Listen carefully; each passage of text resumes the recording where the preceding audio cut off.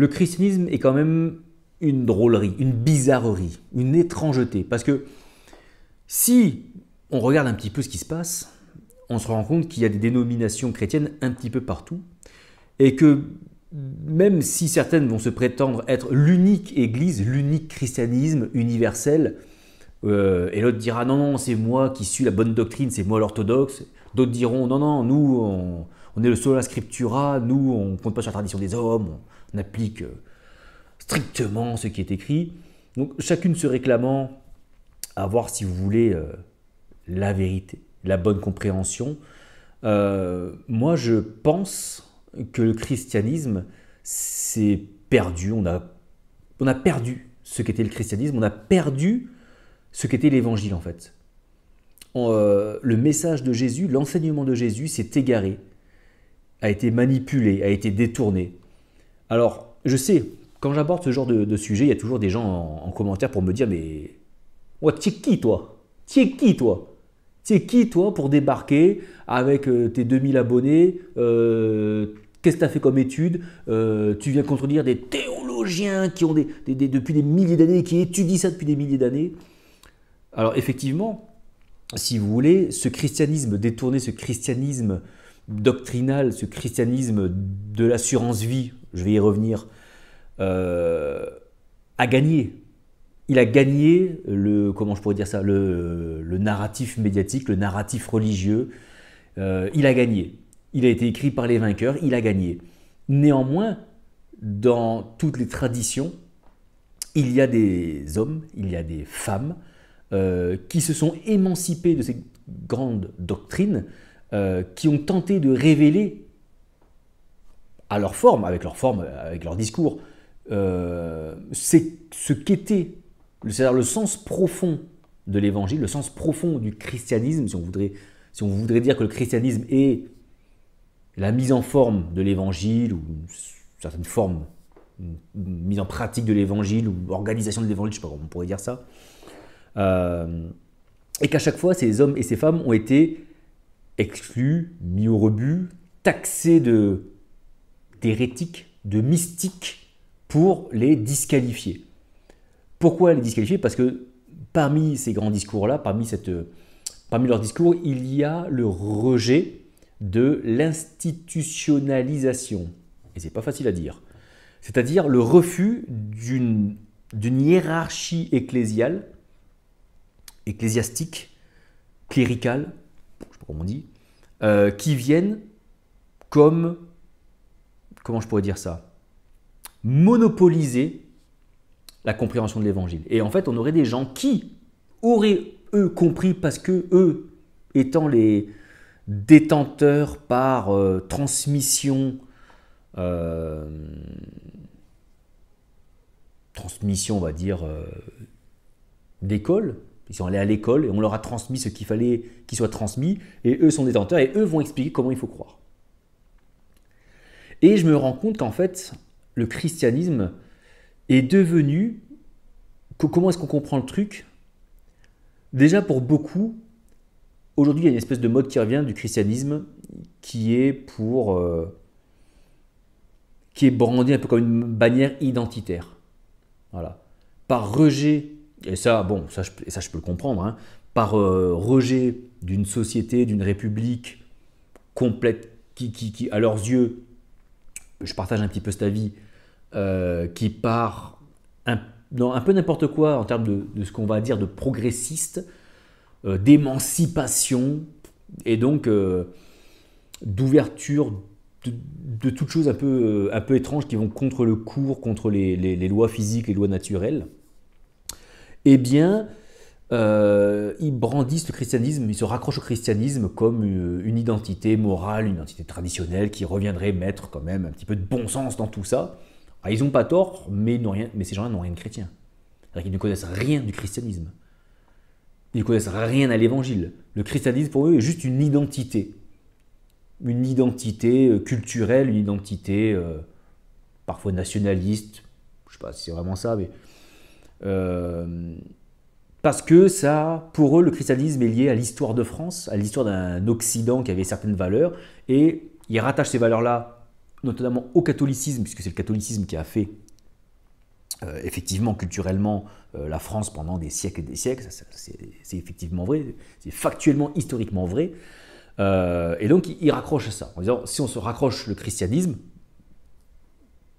par christianisme ils entendent catholicisme en fait, on est aussi, voilà, en se rattachant, en s'identifiant à ça, on s'identifie en même temps à des valeurs plus traditionnelles, de bon sens, qui viennent en opposition avec le progressisme occidental. Et donc en fait, on est face à un christianisme de nom en fait, un christianisme qui finalement n'a pas d'ancrage profond, qui est juste une adhésion idéologique, à tort ou à raison, hein, c'est pas un jugement que je fais, mais ce n'est pas ça le christianisme. Ce sont juste des gens qui se réclament d'un christianisme juste de morale et de valeurs, qu'on pourrait retrouver ailleurs que dans le christianisme d'ailleurs, qu'on retrouve dans les grandes religions, dans certaines philosophies, etc. Ensuite, quand on commence à aller chez les chrétiens qui se disent entre guillemets pratiquants, ça c'est le mot que l'on met, quand ils parlent de foi, quand ces gens parlent de la foi chrétienne, en fait ils ne parlent pas de foi, ils parlent de croyance. Et ce n'est pas la même chose. La foi, c'est le fait de s'abandonner. Voilà. Alors ils vont dire, oui, je m'abandonne, mais ils s'abandonnent, eux, à des croyances. Et ils le disent, en fait. Par exemple, ils disent, voilà, quand quelqu'un décède dans ma famille, ma foi me permet de surmonter ça, car j'ai la certitude de le retrouver un jour.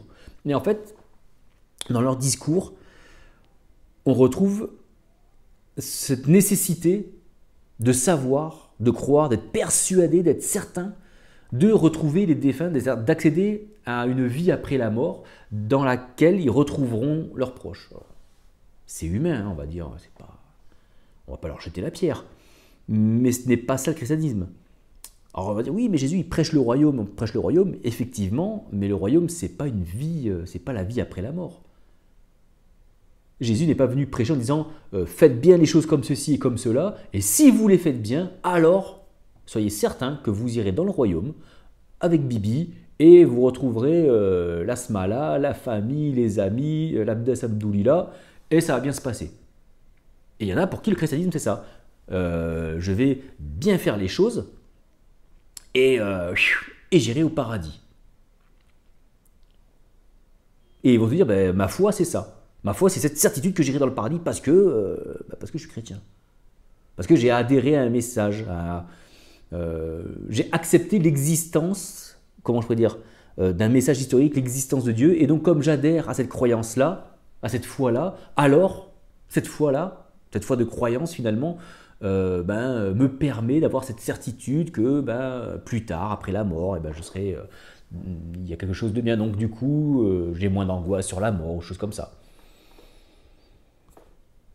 Pourquoi pas? Mais le christianisme, c'est pas ça. C'est pas une assurance vie.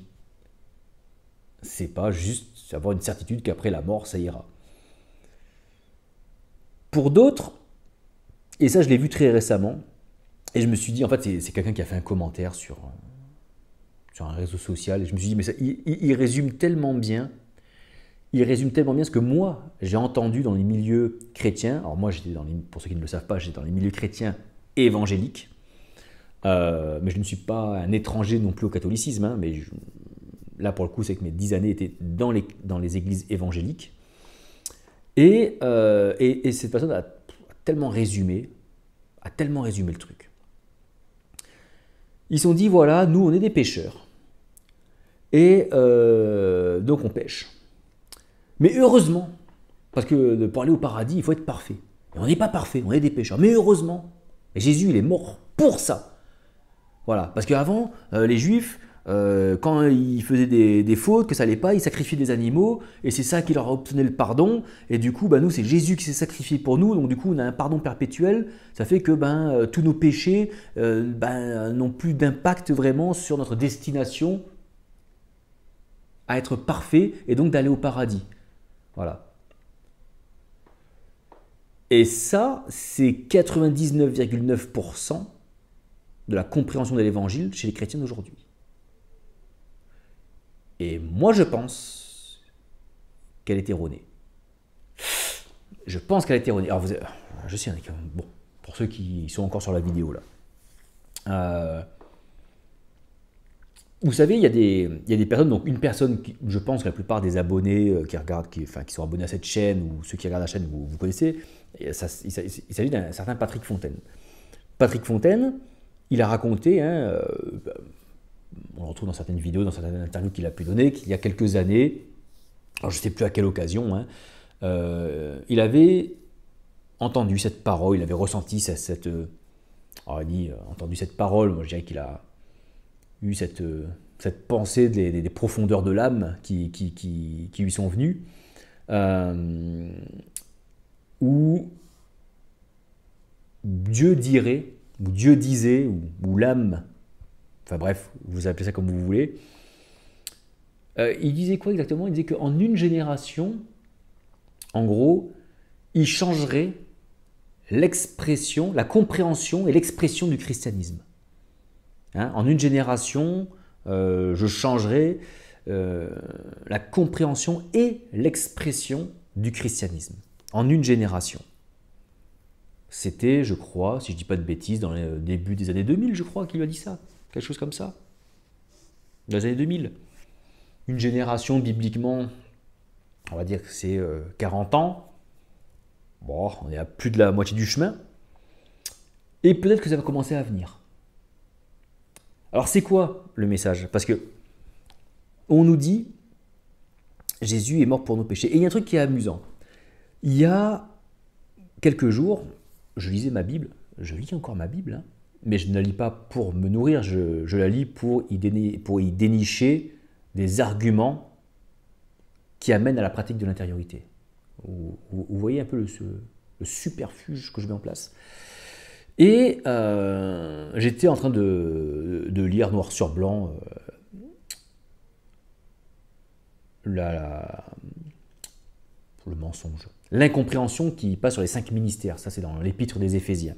Donc, j'y reviendrai si vous voulez en bonus track à la fin de la vidéo, si j'y pense.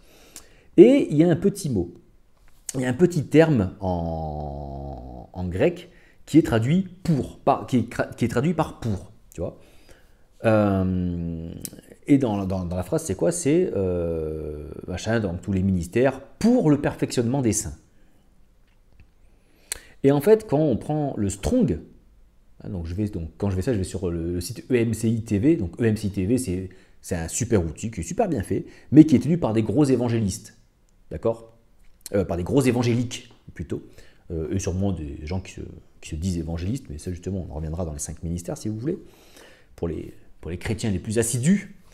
Et ce mot, dans la plupart des Bibles, est traduit pour le perfectionnement des saints.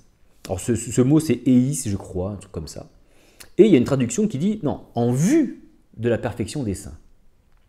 Et quand on va dans le Strong, donc ils mettent les traductions possibles, et en dessous, EMCI TV, donc chrétiens évangéliques, ils mettent leur compréhension.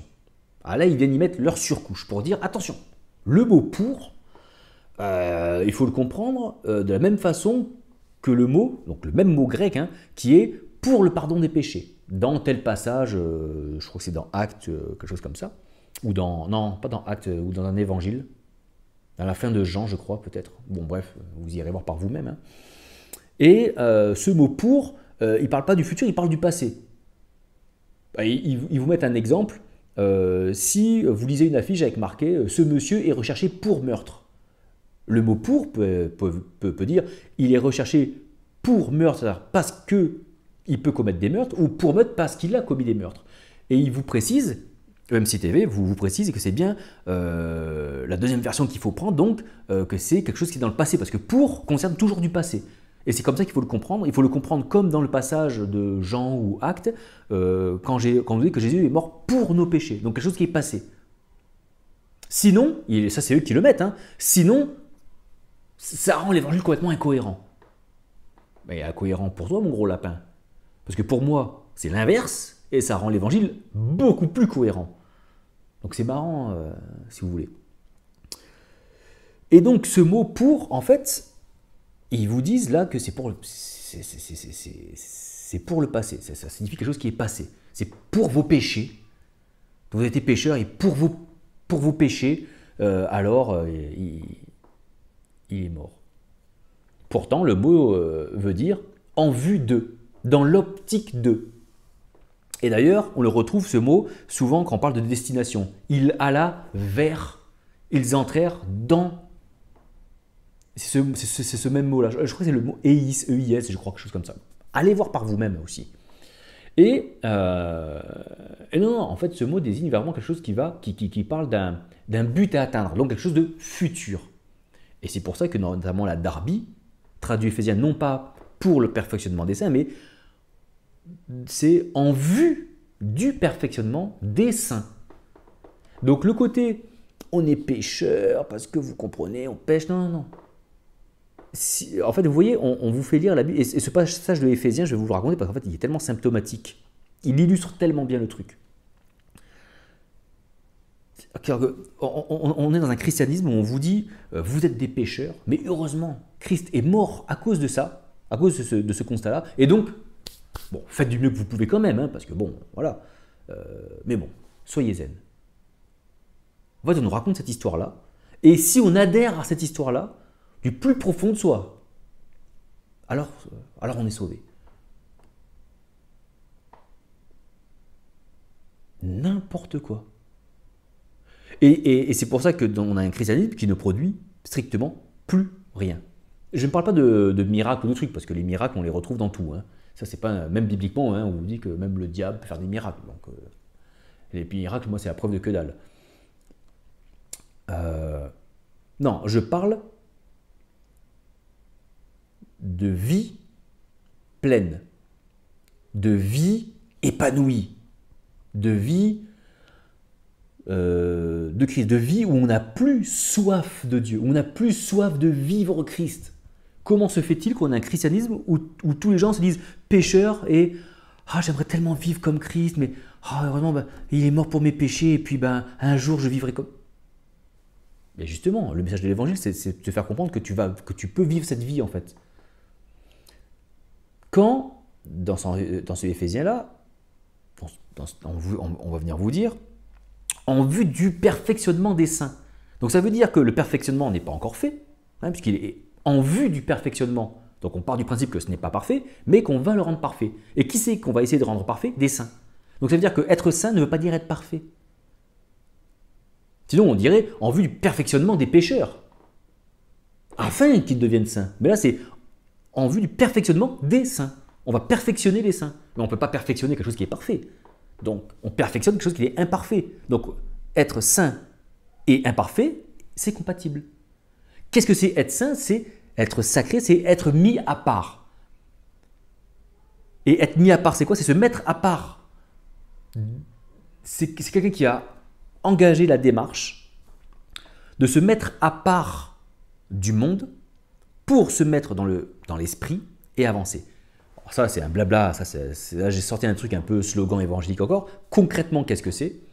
C'est dans la pratique de l'intériorité. La pratique de l'intériorité, j'ai déjà expliqué 1000 fois dans mes 160 ou 100, je ne sais plus combien de vidéos que c'est. C'est le demi-tour. C'est le grand retournement. C'est-à-dire, je vais exécuter un exercice spirituel, une pratique spirituelle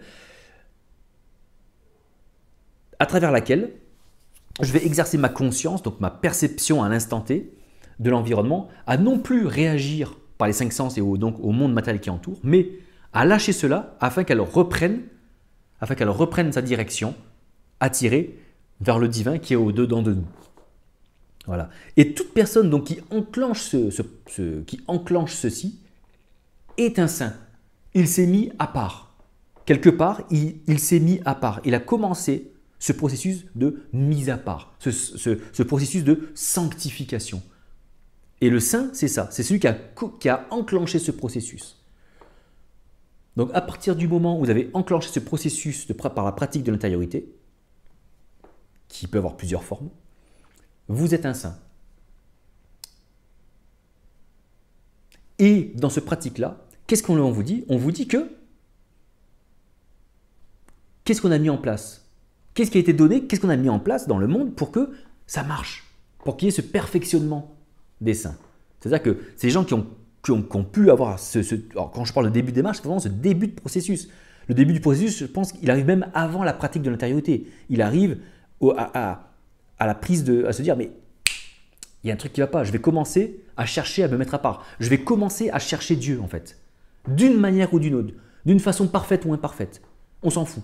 Je pense que le saint commence là. Le saint, c'est celui, quand je dis celui, ou celle, qui déjà va commencer une démarche, même maladroite, même malhabile, même désordonnée, même un peu brouillonne, même sur une mauvaise piste, mais qui s'est dit, mais il y a un truc. Elle a commencé à répondre à l'appel. Elle ne sait pas comment.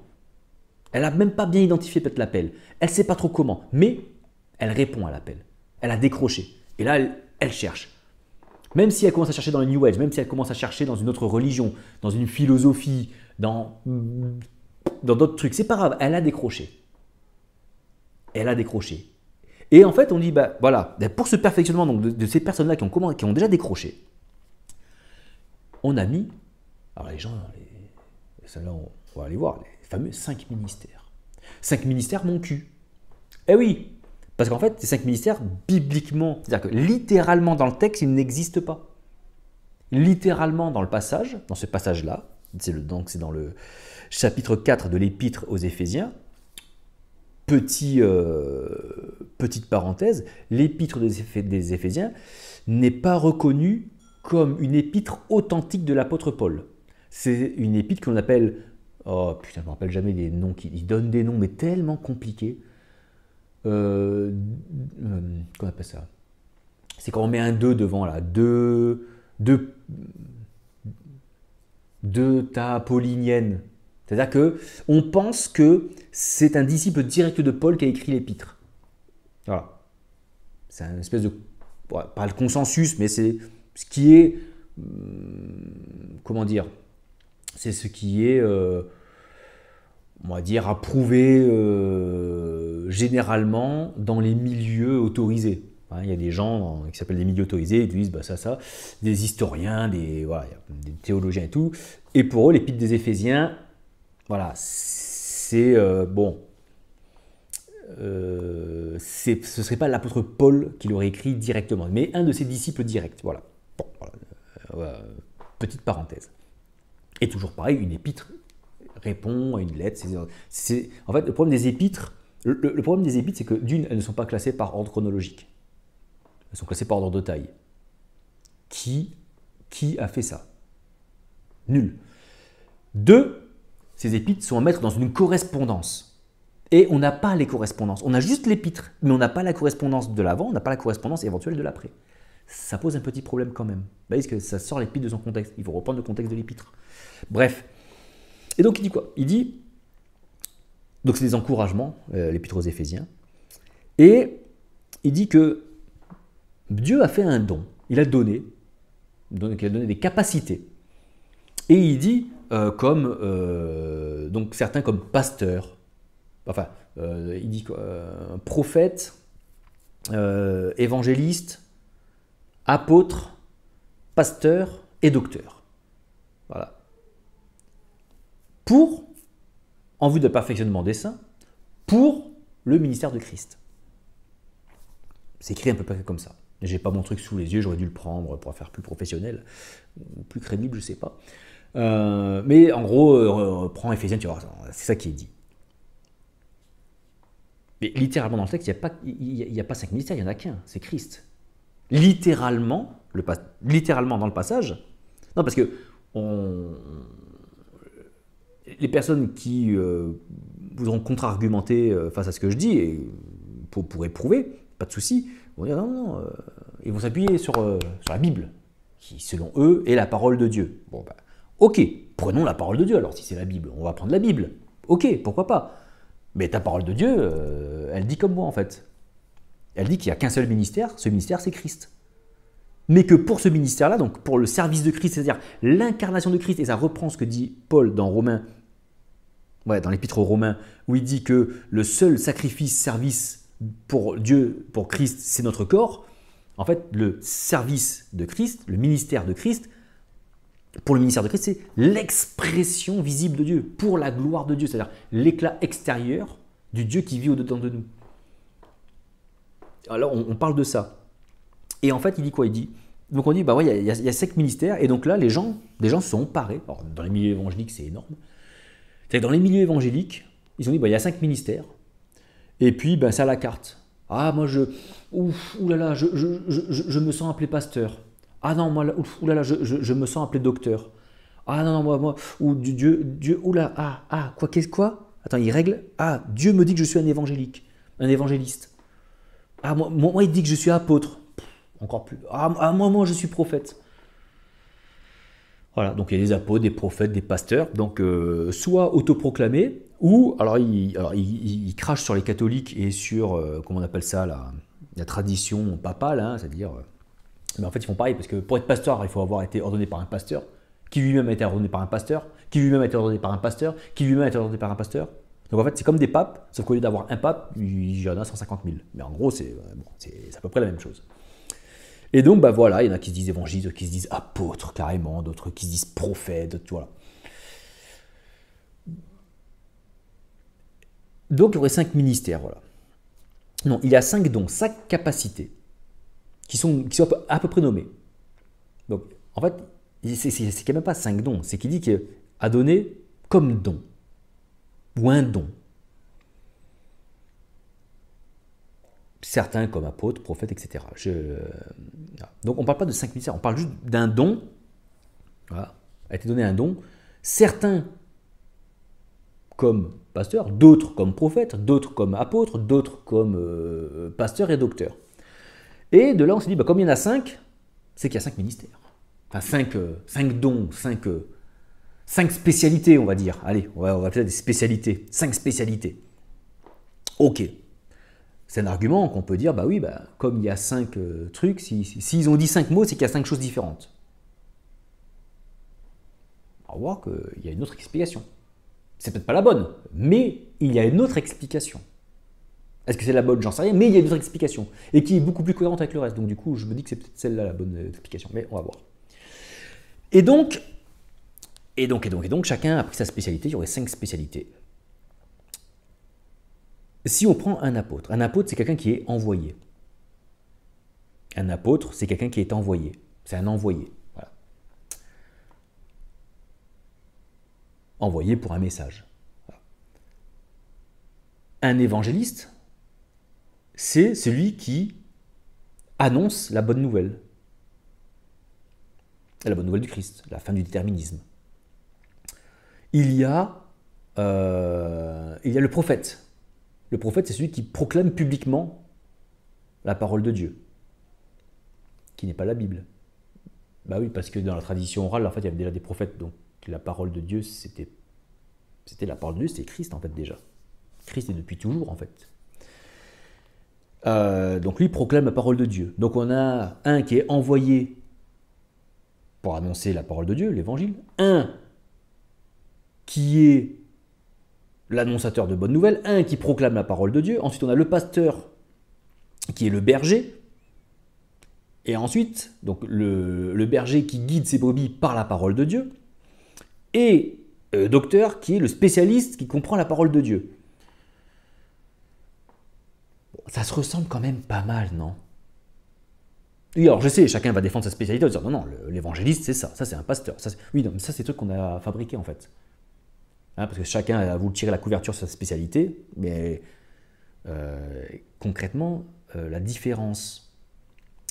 Je parle de différence, je ne parle pas de la forme qu'on a donnée à ces fonctions ou à ces titres aujourd'hui. Hein.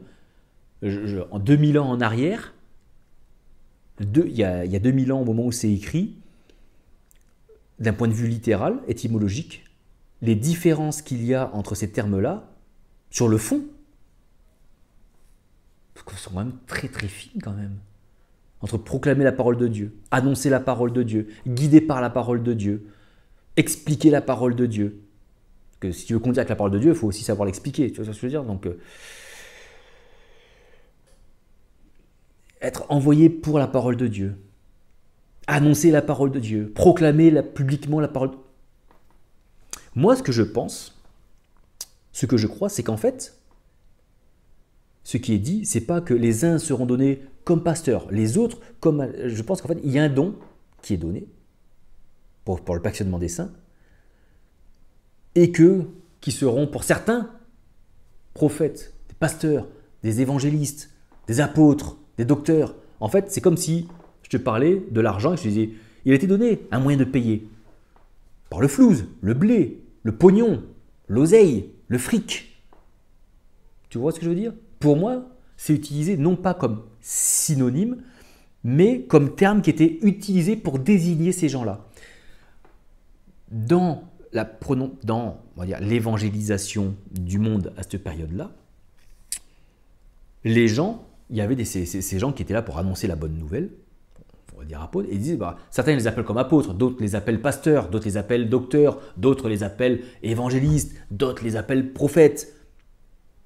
Tu vois ce que je veux dire? En fait, il est en train de dire, peu importe comment vous les appelez, ces gens-là, et il donne 5 exemples de noms qu'on leur donnait, c'est un seul et même don. On peut dire, d'autres diront que c'est des pasteurs, d'autres diront que c'est des prophètes, des évangélistes. Bon, de toute façon, c'est en vue du perfectionnement des saints pour le ministère de Christ. C'est-à-dire qu'il était donné des dons à des gens ont des capacités, on les appelle comme eux. Aujourd'hui, tu pourrais l'appeler panneau indicateur. J'aime bien ce terme-là. En gros, il y a des gens qui vont être des panneaux indicateurs pour vous. Vous pouvez les appeler pasteurs, évangélistes, prophètes, apôtres, comme vous voulez. Et ces gens-là, en fait, ces gens-là vont avoir cette capacité à perfectionner les saints. Ils ont reçu des dons en vue de perfectionner les saints, c'est-à-dire de les amener, de les guider dans ce perfectionnement-là pour le service de Christ, c'est-à-dire pour l'incarnation dans le monde de Christ. C'est-à-dire que ces gens-là, donc ces saints-là, donc c'est ces gens qui ont commencé leur quête, qui ont commencé à répondre à l'appel, en fait, ils vont trouver des gens à qui Dieu a donné une capacité, il la donne à tout le monde, mais qui ont saisi cette capacité. Alors là, vous les appelez comme vous voulez, pasteur, machin. Et en fait, ils vont vous aider, ils vont vous accompagner pendant un laps de temps à un certain perfectionnement. Alors, perfectionnement, c'est ils vont vous amener vers ce moyen qui va vous perfectionner. Donc, ce ne sont pas les gens qui perfectionnent pour moi.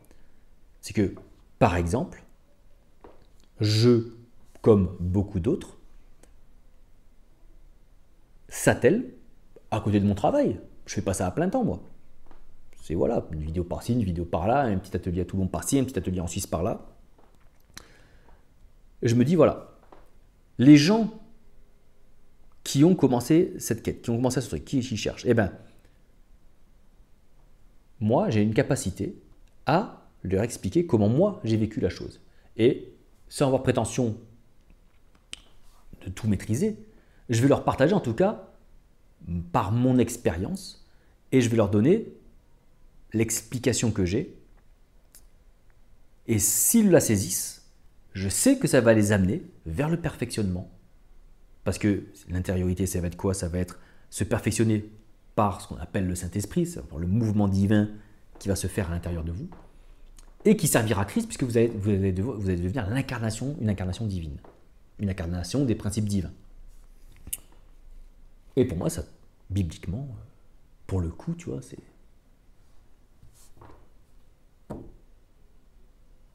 Donc, le christianisme, c'est quoi? Le message de l'évangile, c'est quoi? C'est pas Jésus, je vais croire, j'adhère de tout mon cœur que Jésus est pour moi, la croix, et puis comme ça, bah oui, j'y crois, et puis comme ça, si je pêche, non.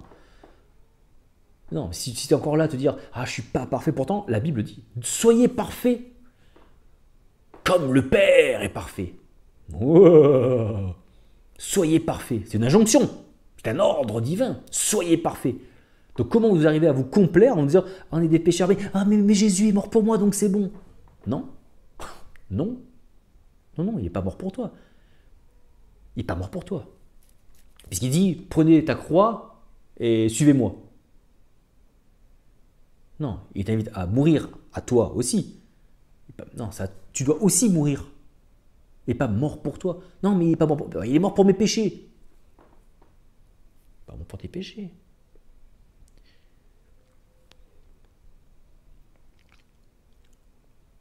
Si on reprend, en début de vidéo, je disais que quand je donnais l'exemple de cette personne qui dit « Oui, ben vous voyez, les Juifs à l'époque, ils avaient, quand ils péchaient, ils sacrifiaient un animal, et du coup, ça lavait leur péché. Donc Christ, Jésus, est dans la tradition hébraïque. D'accord? Donc, le sens du sacrifice, donc le sacrifice de Jésus, la mort à la croix, a effectivement un sens tout particulier pour eux. Mais c'est pas « je suis mort pour vos péchés, du coup, si vous péchez, bah, c'est pas grave, c'est moi qui suis mort à votre place ». On n'est plus à ce niveau-là, en fait. En fait, ce qui se passe, ce qu'il fait là, c'est que le péché principal, c'est la culpabilité. C'est-à-dire que, ça je l'explique dans d'autres vidéos. Comme ça, vous verrez que je suis au moins, même si je me plante, au moins je suis cohérent avec ce que je dis, quoi. Et je suis cohérent sur la ligne. Les gens avaient peur de s'éloigner de Dieu.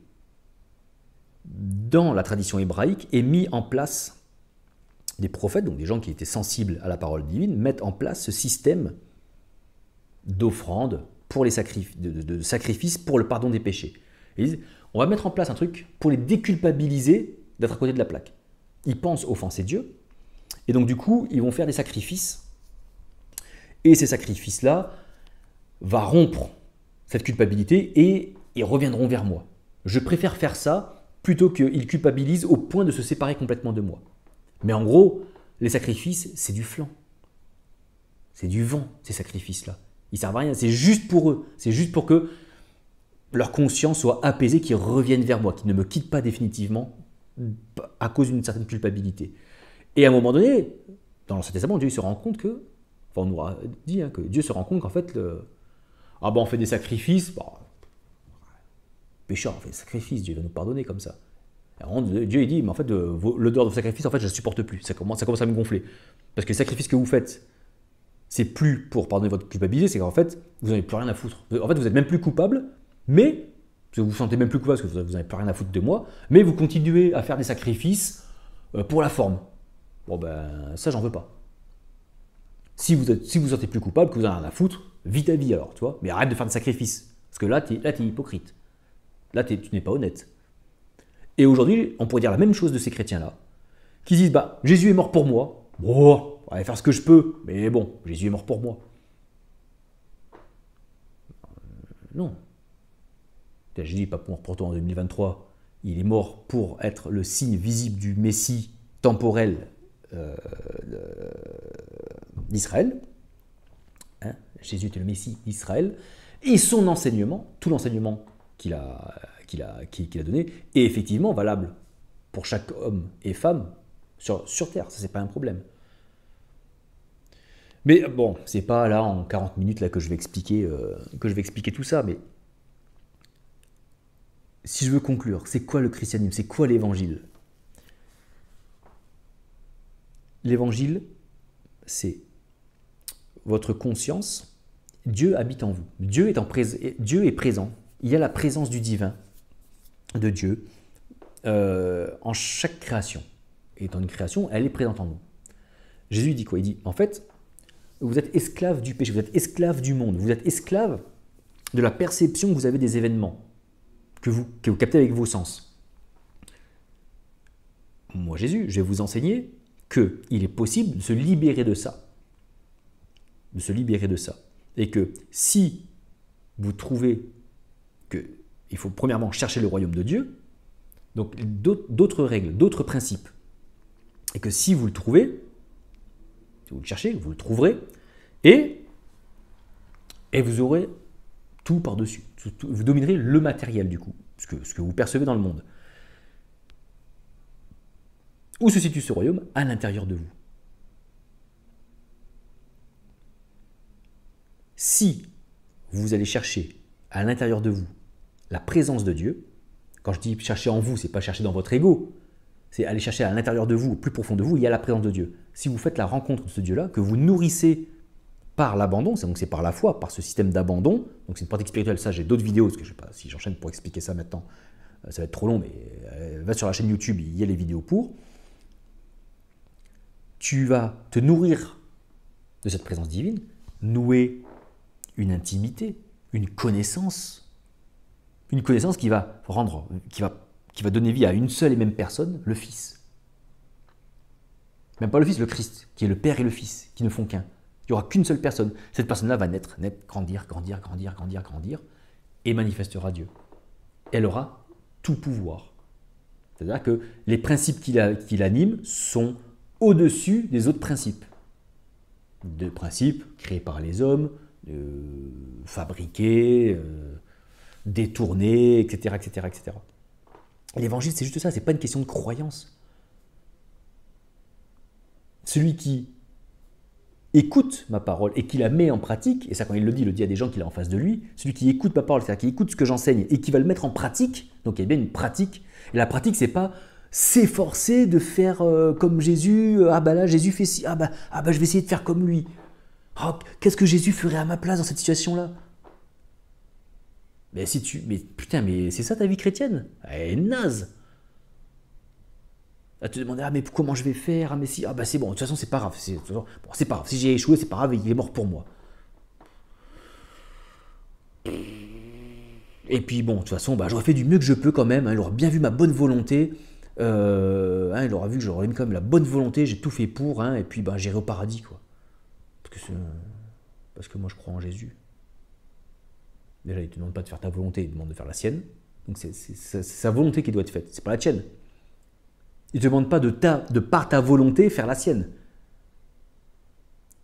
Dieu dit de faire sa volonté, littéralement, de matérialiser sa volonté.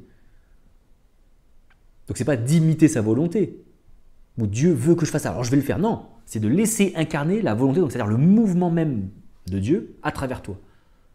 C'est de l'incarner en gros. En gros, tu veux résumer, c'est l'incarner. C'est juste ça. C'est juste ça. Alors oui, après, oui, mais la croix, il est mort pour les péchés et tout. Mais il y a tout le contexte hébraïque, tout le contexte juif qui, à la limite, on s'en fout. À la limite, j'ai envie de te dire, on s'en cogne. On peut l'expliquer. Et si tu veux, je ferai un live le mois prochain et on en parlera si vous voulez. Mais nous, en 2023 actuellement, de savoir quel était le Messie Israël, que c'est le bon, ok, oui. Prends son enseignement, mets-le en pratique, point. Point, allez. Mets de côté tous les trucs, tous les trucs juifs autour, là, c'est pas grave. Suis juste son enseignement. Dépouille tout ça, suis son enseignement. Et regarde ce que dit son enseignement. Venez à moi, écoutez mon enseignement. Quand il dit venez à moi, c'est pas croyez en moi. Quand il dit croyez en moi, c'est pas croyez en mon existence, c'est croyez en ce que je dis. C'est littéralement l'évangile, c'est ça, le christianisme, c'est l'écoute de l'évangile. Qu'est-ce que dit donc l'évangile, la bonne nouvelle, c'est l'enseignement même de Dieu, et mettez-le en pratique. Celui qui écoute ma parole et qui la met en pratique sera béni. Et il sera mis dans le bien, dans l'harmonie.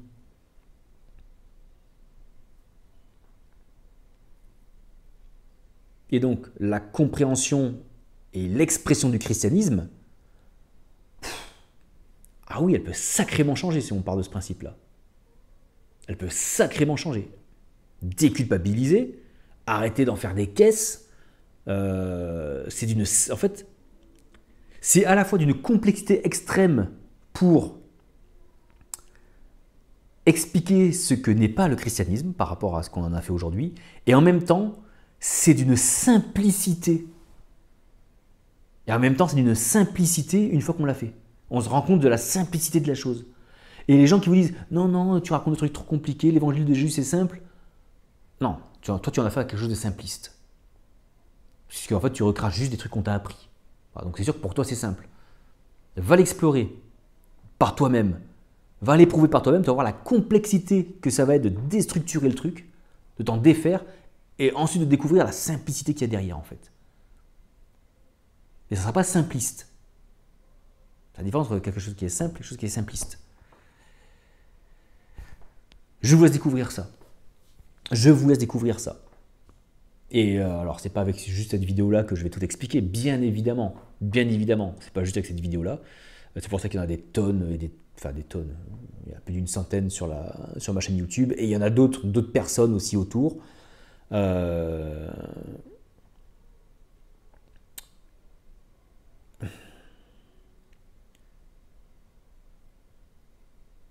l'emprise religieuse est tellement forte.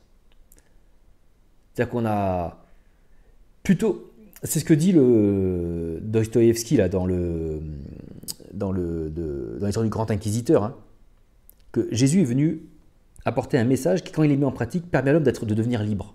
On se dit, oh, mais du coup, si l'homme devient libre, il a plus besoin de l'Église, en fait. De l'Église, je parle de l'Église institutionnelle, des hiérarchies. Fait chier, quoi.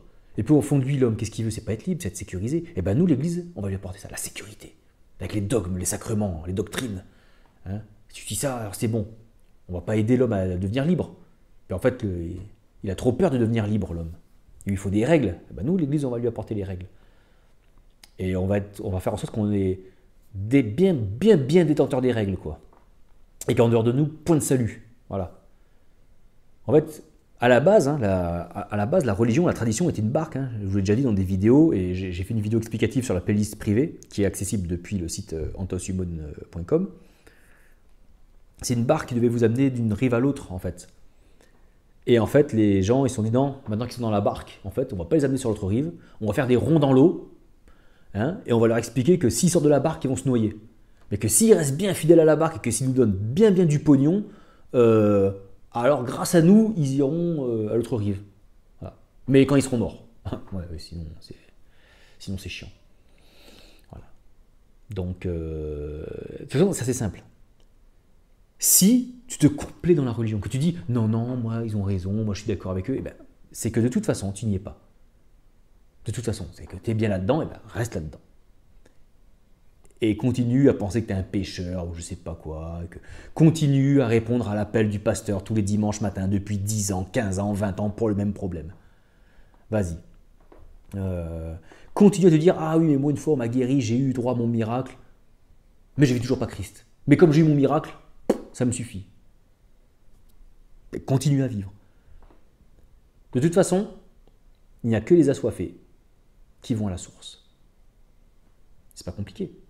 Il n'y a que les assoiffés. Donc soit tu te dis que je ne vis pas Dieu, je ne vis pas Christ, je m'en rencontre, ça ne va pas, mais c'est normal, je suis qu'un pécheur, et de toute façon Jésus il est mort pour moi, et puis c'est comme ça. C'est ma croix, je porte ma croix. Ah, c'est pas ça non plus. Ou alors tu dis, attends, non, il y a un truc qui ne va pas. Un truc qui va pas, je suis censé devenir parfait, j'ai un truc je suis censé être saint, perfectionnement, et ça ne va pas. Bah oui, parce qu'il y a une autre façon de comprendre l'évangile, il y a une autre façon de le lire, il y a une autre façon d'y arriver. Et cette autre façon, c'est pas moi en 2023, 2024 qui l'annonce, c'est annoncé depuis, ça a toujours été annoncé. Mais ces gens-là ont toujours été évincés, voilà, mis au placard très vite, parce que ce qu'ils disaient, c'était en gros, la même substance, un peu ce que je dis, hein, ils ont découvert la même chose, c'est que du coup, ben, ça amoindrissait très largement le pouvoir des institutions religieuses. Donc voilà. Bon, sur ce, à l'occasion, on fera peut-être un live pour débriefer tout ça, mais j'avais envie de faire cette vidéo, ce petit partage. Voilà, il est fait, ça fait déjà 50 minutes, c'est beaucoup trop long. Sur ce, je vous souhaite un excellent week-end, soirée, journée, vacances, je ne sais quoi, et à très bientôt pour un prochain partage. Ciao, ciao.